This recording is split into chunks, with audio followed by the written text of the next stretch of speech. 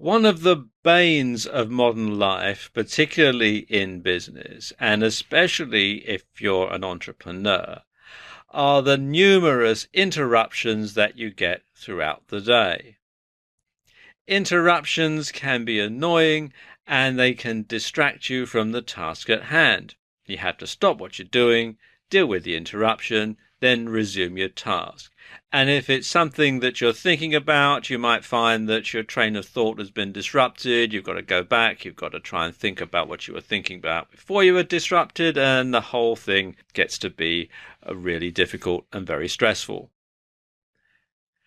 And many of the interruptions that we deal with can be eliminated with a little focus and determination. And one way to gain better control is to use a log to record each instance of interruptions. Now, to do this, you want to record the following information into 6 columns. So just take an ordinary piece of paper, turn it sideways, draw some lines down, and then write these things down as and when they happen. Okay, the first column is going to be the date. So you want to record the date of the interruption and keep a log of this just as you would client and customer interactions or any other type of communication that you would deem to be important. And this will help you when you refer back to it for more information. The second column should be the time. Now, many times your days are busier than others, just as certain times of the day are busier than others. And it may not be feasible for you to take, certain phone calls at certain times of the day as opposed to other times of the day. So record the time that you took the interruption phone call, for example, if that's what the interruption is, so that you can notice any developing patterns, any systems, etc., etc. You may also want to record the time in any digital products that you may have, which will make it easier for future referencing and noting. Pay particular attention to patterns developing during a set time of the day, set time of the week, and so on. Okay, column number 3 should be who the interruption was from, who interrupted you. Now, if it's another call from grandma, then log it. If it's another call from the telephone marketers, well, note that too. Know and log who's calling you and interrupting your work during the day. Are there any repeat offenders? You may want to take note of this and adjust your schedule accordingly in order to avoid them. Then you want to note in column 4 what the type of interruption was. What was the information phone call about, if it was a phone call? Is it business related or is it just plain idle talk? And this can be, and it usually is, where the bulk of the time wasters are found. During business hours, it's the time to discuss business and nothing else really. Anything else can wait. And work-at-home entrepreneurs in particular are often the unfortunate victims of people assuming that they're not working because they're at home. And interruption phone calls will sometimes be silly calls like recipe requests or calls to vent your spleen or idle gossip, that sort of thing. So know and record what the conversation was about. And as a sidebar, you might find that it's a good idea to have a second work from home line if you work from home and find you get a lot of phone calls to interrupt you. In column 5, you want to record the length of the interruption. How long are the phone calls lasting if you're getting interrupting phone calls? A few minutes here and there may not hurt, but it can add up quickly. You should be firm yet gentle when you're trying to end an interruption phone call that are fruitless for your business. In column 6, you're going to put a rating. And you want to rate the phone call or other interruption based on the previous factors along with a grading scale similar to this. So anything that was crucial gets an A rating, B is important, C is little value, D is no value. And plan to record this information for about a week or so to get an accurate measure of what's really happening. If it was worth your while, then rate either high or low based on your own preferences. And this will help you to better determine where your time goes and how it's being utilized. If you have accumulated this data for a week, go back and tally up all of the A's, B's, C's and D's to see where you need to adjust things. Now, most people will discover that more than 50% of their interruptions were C's and D's and were things that were not worth the time spent. After this, you want to analyze each C and D interruption and determine how they could have been avoided. Then you want to take proactive steps to ensure that they will not be repeated in the future. And do this especially for the repetitive interruptions, particularly things like sales calls. And many times people will come to you for information that they could have located themselves. To remedy this, show the person how to find the information themselves, or they're going to continue to interrupt you to come and get it. It's easier for them this way, but harder for you and your available time. Teach them how to get what they need on their own, and then you can devote your time to things that are more important. So there you go, just a few ways that you can avoid interruptions during your working day. Procrastination is a big problem, and it can be the thief of time, because before you know it, the time is gone and you've accomplished nothing. And entrepreneurs seem to be the biggest culprits when it comes to procrastination. And this is often because when you're your own boss, you decide what to do. You don't have somebody else setting the agenda for you. And that gives you a lot of freedom, but it's a double-edged sword, because even though you're not being told what to do, it doesn't mean that there aren't things that have to be done. And if you put them off, you procrastinate, you can waste your whole day away, and your business can waste away and wither and die because you're not giving it the attention that it really needs.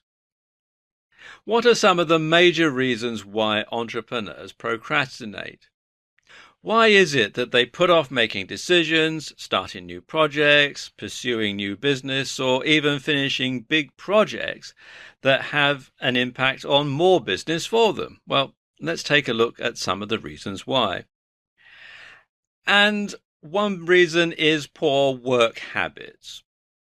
Those who have poor work habits are usually slow starting everything. They are habitual procrastinators, and they take a very long period of time to complete a project or to get anything done.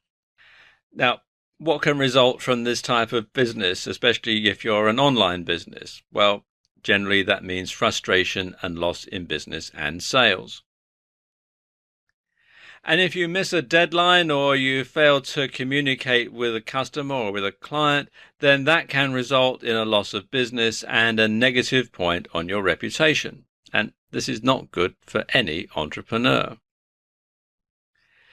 And very often, people who do this also procrastinate on everything else in their lives, including personal areas, and they're always trying to catch up. And this causes high stress levels and low production levels. The entrepreneur who has poor work habits is also under the impression that they perform better under pressure. Well, that's generally not so. And they believe that they can do their best work if they're forced to work faster, sparking their creativity. Again, this is simply not true. All of this simply places them further behind in their work and causes more stress.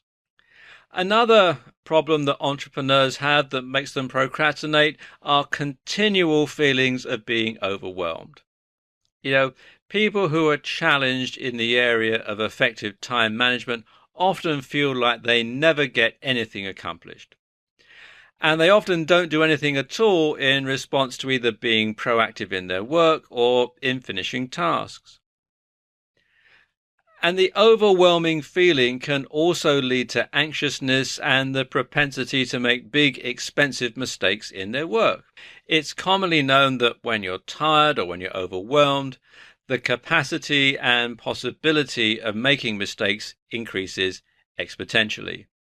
And of course, this adds even more to the feeling of being overwhelmed and feeling underaccomplished. There's also a feeling of uselessness in business projects with entrepreneurs who procrastinate. They feel like it may be easier to do nothing at all because of the sheer size of what their task is. This, again, is cyclic, and it can cause a spiral effect in the business. Because one thing doesn't get done, it causes another thing not to get done, and the process can continue and can cause even more problems further down the line.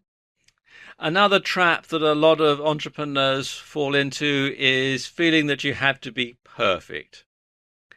And this is quite possibly one of the most common but most detrimental personality traits that many an entrepreneur has. To a fault, they feel that they have to be perfect, they have to avoid all mistakes at all costs, have to get things right the first time, and be able to completely and pointedly satisfy the customer's every whim and need. But it's not only unrealistic to think this, but it's also damaging and unfair for the entrepreneur to expect of himself or herself. Expecting perfectionism is a fallacy. There is no way anyone can be perfect, and you'll place undue stress on yourself by doing so. Perfectionists want to finish projects, meet deadlines, accomplish goals, and do them all at record speed. But what holds them back is often simply getting started. The perfectionists may view their business projects as burdensome and shun them as unimportant. This often makes them feel better because they're able to convince themselves that if they're not important, then it may be just as unimportant to their clients or their customers. And they'll usually put off completion until the project meets their standards for perfection. Although this perception is only appreciated by the perfectionist, these standards are not often recognized by their clients. And this, of course, reinforces the fact that this is a time waster and they've worked fruitlessly towards an unnecessary end. So why bother in the first place? Another cause of procrastination is boredom. Now, entrepreneurs often get bored with no creativity or change in their work. Although they may perhaps love what they do, they find doing the same thing day after day becomes monotonous and non-challenging for them. Hence, boredom sets in and they lose interest in the projects that they're working on. And many times entrepreneurs, especially the work-at-home person, would simply rather be doing something else besides working. Does that mean they're lazy? No. They often just don't know where to start or how to manage their business projects or how to jumpstart something in their business to pique their interests. They may look for other creative outlets that are not business related, like engaging on social media sites or community forums instead of actually working. And then mundane tasks like paperwork or routine online tasks can get put off, as can revenue generating tasks like product launches. So how do you break the cycle? How do you stop procrastinating, and how do you stop putting things off so that one problem doesn't lead to another? How do you nip this problem in the bud? Well, the first thing to do is to have a to-do list so that you know exactly what tasks you have to do during the day. And you want to put boring, unpleasant, or mundane tasks first and get them out of the way. Something else you want to do, and you can easily do this when you're an entrepreneur, is to vary your work. So you're not doing the same thing day in, day out. So there is some sort of a variety to the tasks that you perform. You also want to avoid distractions. Distractions can be very handy when you're procrastinating because you can turn your attention to them and not to the task that you're supposed to be doing. So one thing you can do is to turn on your answering machine or voicemail when you're working so that you can return the call at a convenient time for you once you've done all the tasks that you've set yourself to do.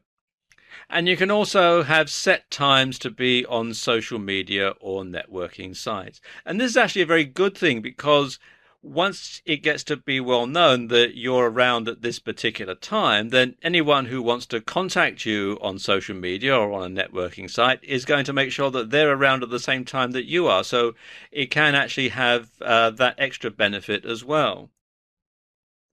And of course, reward yourself. Give yourself a treat when you've completed a task that you'd rather put off. It doesn't have to be an ice cream like in this picture here. It can be anything that you like, but just something to give yourself a metaphorical pat on the back for doing a good job and for getting this task out of the way. So get into the habit of not procrastinating and you'll soon send your time thief packing.